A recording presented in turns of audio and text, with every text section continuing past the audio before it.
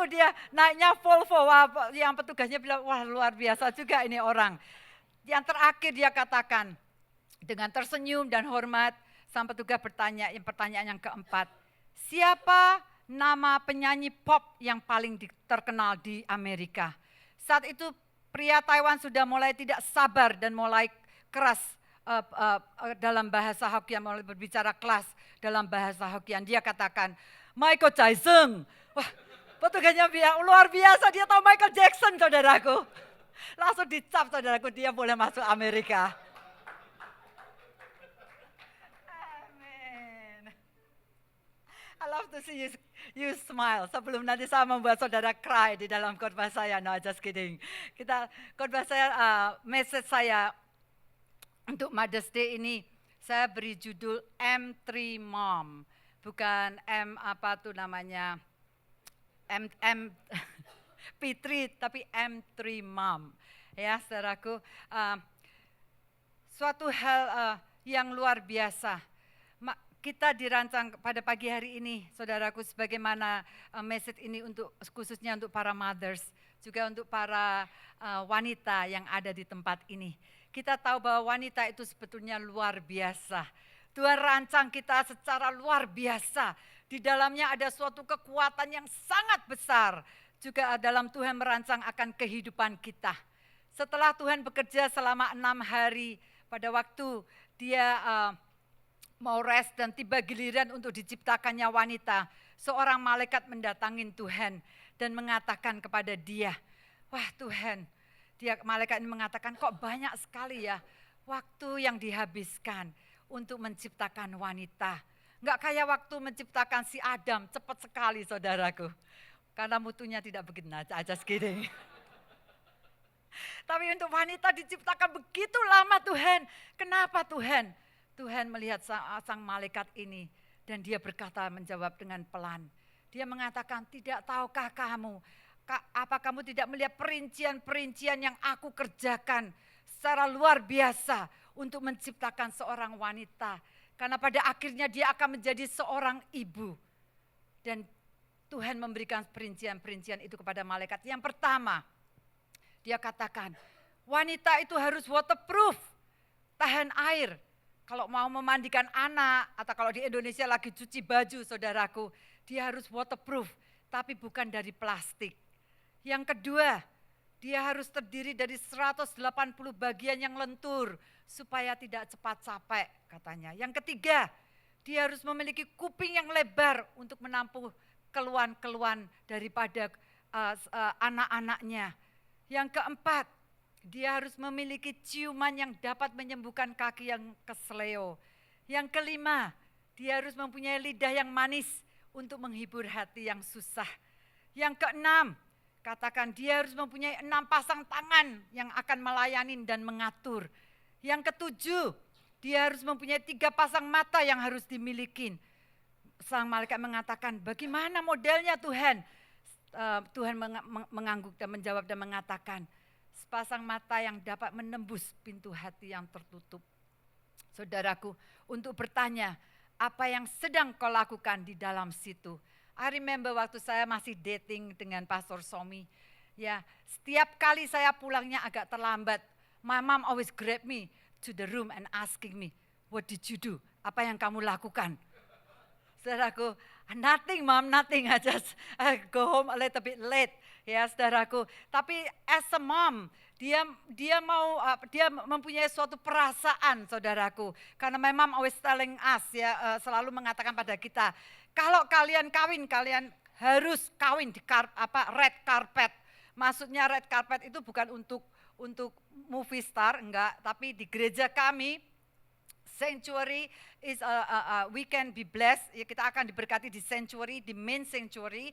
Kalau kita belum pernah melakukan hubungan suami istri, saudaraku, we will be blessed in the main sanctuary. But kalau sudah ada suatu ruangan yang lain. Ya, my mom always remind us anak-anaknya yang perempuan-perempuan untuk hal itu. Ya, dikatakan pasang mata yang kedua sebaiknya diletakkan di belakang kepalanya. We see sometimes mothers Ya, anak-anak kecil, kalau anaknya masih kecil terutama, dia rasanya ada mata yang di belakang, saudara. Anaknya mau jatuh bisa aja rasanya ada suatu naluri untuk melihat ke belakang. Even though sometimes, dianya mungkin nggak menghadap akan anaknya. Dan semasa mata, lagi yang ketiga, yaitu untuk dapat menatap lembut kepada seorang anak yang mengakui kekeliruannya dan mengatakan, saya tahu, I understand. I forgive you and I love you. Amin, saudaraku. Yang ke-8, Tuhan mengatakan, perincian yang ke-8, dia harus bisa menyembuhkan diri sendiri kalau sakit. Yang ke-9, dia harus bisa memberi makan kepada 6 orang anak dengan 1,5 ons daging. Amin, saudaraku. 5 roti dan 2 ikan terjadi secara luar biasa setiap hari di dalam rumah saudaraku dengan seorang ibu. Saya tuliskan bahwa wanita bukan hanya saja diciptakan sebagai pendamping suami, tetapi dia juga diciptakan sebagai seorang motivator, seorang yang bisa motivate, orang yang bisa memberikan suatu semangat, orang yang bisa menciptakan suasana nyaman di rumah. Bahkan Tuhan juga memakai wanita untuk memenangkan jiwa-jiwa. Saudaraku, pada pagi hari ini kita akan melihat suatu kehidupan seorang wanita yang bernama Josebed. Kita akan baca di dalam, kita buka Alkitab kita di dalam Bilangan 26 ayat yang ke-59. Bilangan 26 ayat yang ke-59.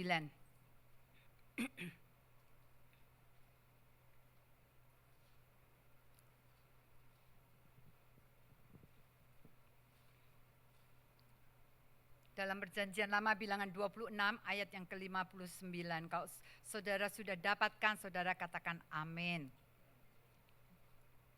Dikatakan, dan nama istri Amran adalah Josebed, anak perempuan Lewi, yang dilahirkan bagi Lewi di Mesir dan bagi Amran. Perempuan itu melahirkan Harun dan Musa dan Miriam, saudara mereka yang perempuan. Pada pagi hari ini kita akan melihat kehidupan seorang wanita. Kehidupan seorang wanita yang tidak hanya berhasil di dalam keluarganya. Kehidupan seorang wanita, seorang ibu tidak hanya menghasilkan suatu dampak bagi family-nya, tapi juga menghasilkan suatu dampak sampai ke negaranya. Suatu hal yang luar biasa yang akan kita pelajarin bersama-sama pada pagi hari ini. Yang akan kita ambil hikmatnya. What is the key of success daripada Josebed. Di dalam dia mendidik anak-anaknya. Di dalam dia membesarkan akan anak-anaknya. Di dalam dia merawat akan keluarganya. Juga untuk suatu dampak bahkan bagi negaranya. Saudaraku, kalau kita lihat di dalam Keluaran 1, 12 sampai 22, saudara tidak usah baca. Josebed berarti Jehovah is glory. Dia juga disebut sebagai ibu daripada bangsa Israel. Kalau saya boleh ceritakan sedikit latar belakangnya, saudaraku. Pada saat setelah Yusuf meninggal, bangkit seorang raja baru yang tidak mengetahui adat istiadat daripada Yusuf. Pada saat itu orang-orang Israel berkembang biak secara luar biasa. Mereka beranak cucu secara luar biasa. Sehingga dikatakan jumlah mereka melebihi jumlah orang-orang Mesir saat itu. Dan pada saat itu suatu raja yang baru yaitu Raja Firaun merasa takut. Dia merasa gentar. Waktu dia melihat jumlah daripada rakyatnya lebih sedikit daripada jumlah daripada orang Israel. Pada saat itu dia mengatakan kepada bidan-bidan orang Ibrani, orang Israel, dia mengatakan anak kalau bidan-bidan itu menolong ibu-ibu yang baru melahirkan. Kalau anaknya laki-laki, anak orang-orang ibu-ibu Israel ini laki-laki, biarlah anak itu dibunuh. Kalau anaknya perempuan dibiarkan hidup. Tapi firman Tuhan mengatakan bahwa bidan-bidan itu takut akan Tuhan. Bidan-bidan itu tidak melakukan apa yang diperintahkan seperti apa yang diperintahkan oleh Raja Firaun. Sehingga Raja Firaun memanggil mereka dan mengatakan, mengapa engkau tidak membunuh akan bayi-bayi yang laki-laki daripada orang-orang Ibrani. Dan dia katakan, Tuanku, orang-orang Ibrani, ibu-ibu Israel ini jauh lebih kuat. Sebelum kita datang anaknya udah lahir katanya.